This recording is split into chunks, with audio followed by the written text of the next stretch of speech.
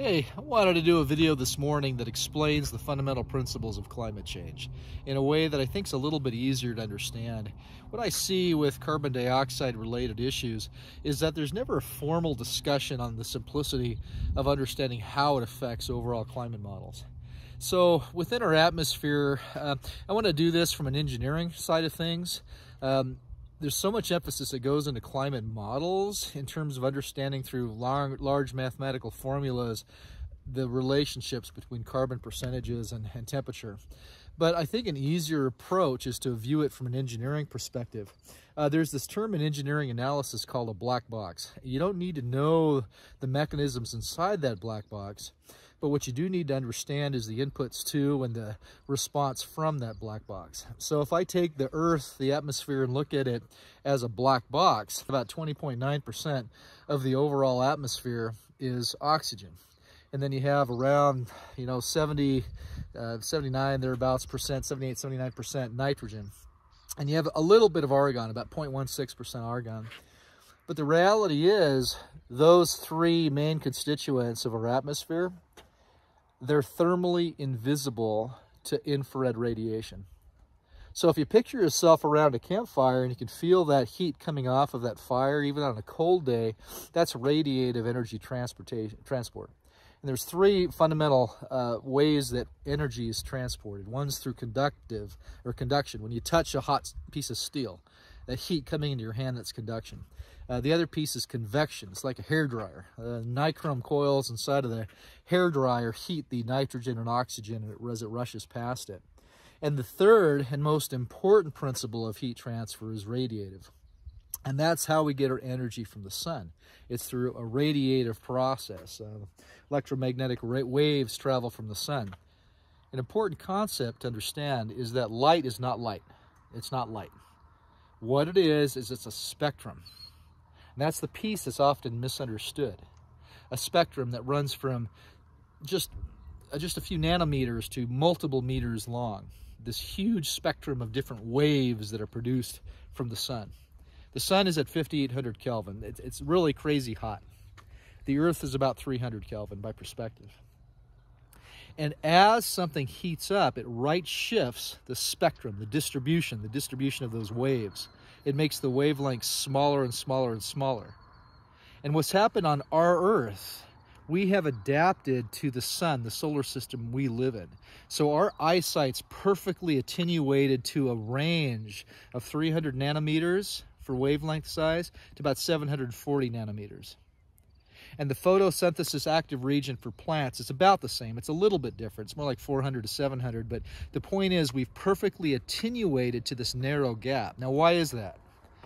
That's called visible light. And the reason is, if you look at the overall spectral distribution of energy from the sun, about 37% of the intensity of the energy emitted from the sun, it falls into the category of 380 to 740 nanometers. So our eyesight has just naturally evolved perfectly to the optimal energy concentration that our 5,800 Kelvin sun puts out. So what about the Earth? What light is emitted from the Earth? One of the fundamental laws of thermodynamics is, energy in has to equal energy out in a steady state environment. So once, like you're boiling water, let's say, or heating something up, an electric blanket, once it hits steady state, once it's at its constant temperature, the energy coming into that electric blanket has to equal the energy going out. It's in thermal equilibrium. Now, there's obviously some latency with that electric blanket. And what I mean by that is there's this time lag when you're initially heating it up. It takes a little bit of time for that electric blanket to heat up. Well, the same thing exists with the Earth. There's a lot of mass on this Earth, and mass absorbs energy. So, if you took something that was floating out in the universe somewhere and pushed it next to our sun, it would take a long time for that energy to transfer into the Earth's mass and heat it up. But once you're at steady state, once it's heated up, so there's a balance between energy coming in and energy coming out, it doesn't heat up anymore. It just kind of balances itself. So what we're at now, right now, what's kind of interesting is I pointed out nitrogen, oxygen, and argon, the fundamental constituents of our atmosphere, and thermally invisible to infrared radiation. The majority of the energy coming from the sun is in infrared spectra. So it's above that 740 nanometer wavelength. Now, something that's also needing to be understood is once you have the energy coming to the Earth, it absorbs into the Earth, or at least a portion of it does. The Earth re-radiates because energy in has to equal energy out. And as something, or an energy source, an emitting body, as it lowers in temperature, it emits in a lower, or a longer, a lower energy. You know, so basically, it's a bigger wavelength. So with Earth, about 300 Kelvin versus the sun at 5,800 Kelvin. Kelvin is in degrees Celsius, basically, plus 273. So it's basically the Celsius scale. You can use that. It's an absolute temperature. But the Earth, what it does is the majority, the vast majority, almost all the energy coming from the Earth, from the 300 Kelvin Earth, it's in the infrared range. Okay, that's important because, as I said, nitrogen, oxygen, and argon are thermally invisible to infrared radiation. It blasts right through it. Doesn't even see it. But what's not invisible is carbon and hydrogen. So CH4, methane, natural gas, it attenuates extremely well to the infrared rays that both the sun emits, that comes into the Earth, as well as the Earth emits. It's this perfect attenuation where it absorbs the energy of those rays, the infrared rays, and then it starts vibrating. And as it vibrates, it's kind of like when the hairdryer concept. You have the coils inside of that, the nickel chromium coils that heat up, and that nitrogen and oxygen that we're drying off our hair with, it's heated up by those nichrome cables with the same principle with that methane. It heats up, and then it heats up the adjacent nitrogen and oxygen. Methane is not environmentally persistent. It breaks down over time. But what doesn't break down over time is carbon dioxide, CO2. And CO2 is a natural byproduct of life. You know, as we're talking right now, as I'm talking and as you're listening to this video, we're both emitting carbon dioxide. It's not a big deal. But here's the deal. Here's why it's a problem. So back in the Carboniferous periods, okay, the Earth had roughly 9% carbon dioxide at a certain time. Just huge amounts of carbon dioxide. We were dumping, you and I could not have lived in that kind of an environment. We can't survive with those levels of carbon dioxide. In fact, there was so much carbon dioxide that fires could never exist. You could not ignite a fire in that kind of an environment. So it was warm, it was moist, you could never have fires. What naturally happened? Well, all of that plant matter, it built up. It could never burn. It could never release this carbon dioxide. And what happened over millennia, over millions of years, is you had piles and piles of this material. And that's where the coal deposits came from. You could never burn it because there just was too much carbon dioxide in the atmosphere. We're not there now, okay? So about 150 years ago, we had 0.028%. So just an itty-bitty 280 parts per million of carbon dioxide in our atmosphere. So a negligible amount. But what that 280 parts per million did is it attenuated perfectly well with those infrared rays. So as that carbon dioxide molecule interacted with that infrared radiation, either from the sun or from the Earth, it warmed up. It started vibrating. And once it's warmed up, once it grabbed that infrared ray, it warmed up the adjacent nitrogen and the adjacent oxygen. And that's how carbon dioxide heated up the atmosphere. That's without carbon dioxide, because oxygen and nitrogen are thermally invisible to infrared radiation, we'd have a much colder planet. We couldn't live, because it would just be too cold here. But just that tiny itty-bitty 280 ppm, it enabled the adjacent oxygen and nitrogen to stay warm. Once it warmed up, because something has mass, it acts as a thermal battery. And it kept that mass, and it warmed up the atmosphere. So let's fast forward 150 years to today. What's the difference? Well, the difference is we're about 0.042% carbon dioxide. So we went from 0.028% to 0.042%. How did we do that? By burning all of that colon stuff that was deposited, because at the time it grew as plants, it couldn't burn. There was just too much carbon dioxide. It could never burn. You could never get rid of it. So it just piled up and couldn't decay properly and release that CO2. So where we're at now is we've literally gone up 50% in our carbon dioxide content, from 0.028% to 0.042%. That's the element that's important to understand. That's why we don't have to know all the particular unique features and mathematical models of why this is an issue. Because carbon dioxide attenuates with infrared radiation. And we've increased the target of that carbon dioxide by 50%. We basically multiplied it by basically 1.5. So what that has done is it's created a much larger target for the infrared rays to hit.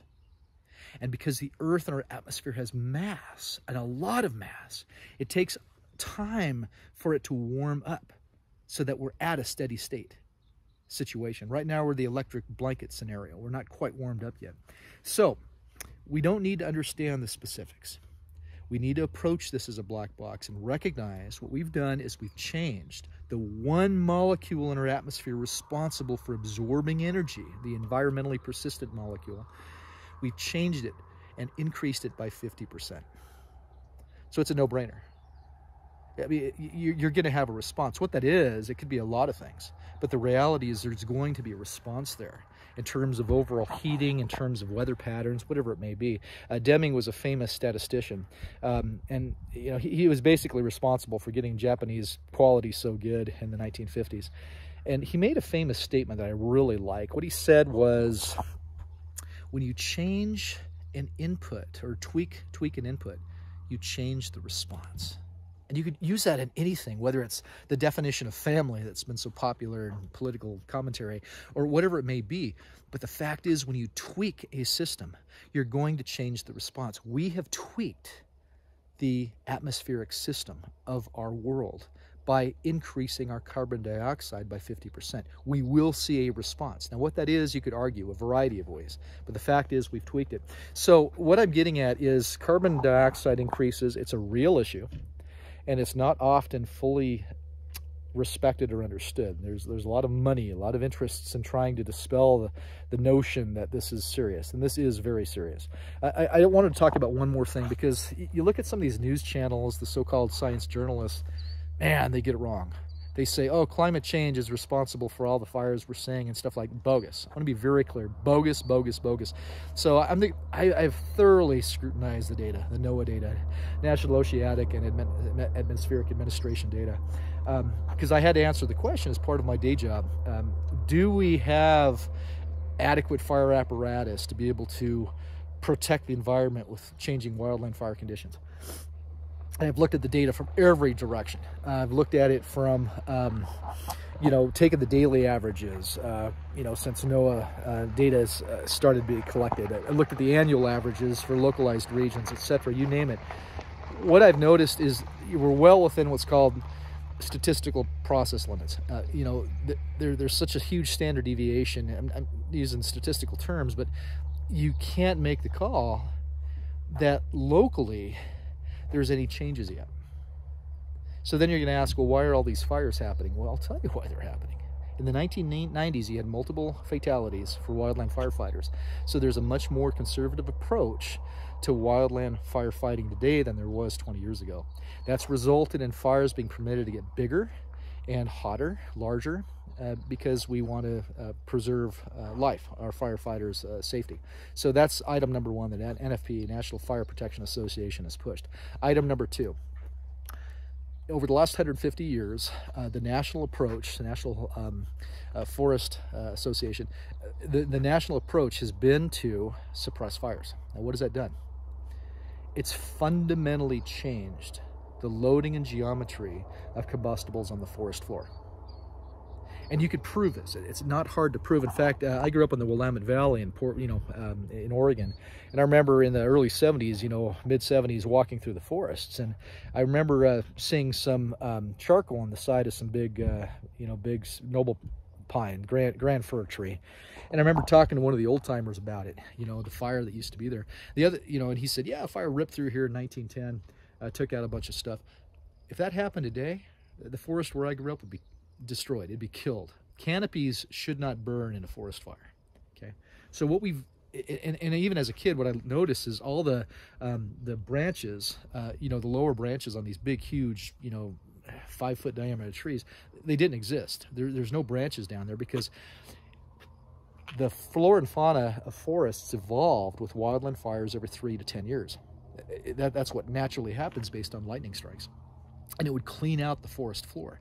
Well, we suppress that. We change the system. We tweak the system. There's going to be a change in response. That's why the bark beetles have been so bad. That's why fires rage through and destroy forests. It's the 3 to 10 year period for normal wildland fires has been tweaked by us, by human involvement. And that's changed the geometry of the forest floor and changed the health of our national forests. So when you hear these talk news pundits talking about how climate change has done this or that, no, there's a lot more involved with that. But I don't want to dispel the notion that climate change is real. It's going to hit us. And that's why we have to fundamentally change how we live so that we are sustainable, so that we rely on the sun or on the wind, which is directly related to solar energy. That's how we are going to have a high quality of life and a sustainable existence for our offspring, our children ahead of us. So it's important that we don't give in to the falsehoods that the news media says and do some crazy knee-jerk reactions. There's time to be smart about it, but the time to act is now. We need to initiate fundamental changes in agriculture, fundamental changes in housing, in our energy creation, and all that can be tied to the sun. But I wanted to give this explanation in terms of why, how this works. There's lots of resources if you need more information, but it really comes down to argon, nitrogen, oxygen being thermally invisible to radiation, for infrared radiation. And the fact that carbon dioxide attenuates perfectly well with infrared radiation. And because of that, by increasing the target, the CO2, by 50%, by going from 0.028 to 0.042% overall atmospheric concentrations for CO2, you've increased the target. Consequently, you've increased the capture of the infrared radiation. Consequently, you've warmed up the nitrogen and oxygen. It creates this basic greenhouse effect where it warms up the atmosphere. Consequently, we retain more energy. Consequently, we warm the globe. That's the principle. So, hey, thank you for listening to this long video, and I hope it helps. Maybe it did. Maybe that's just crazy, but at least it shows the basics. Hey, thank you for your time, and have a good day.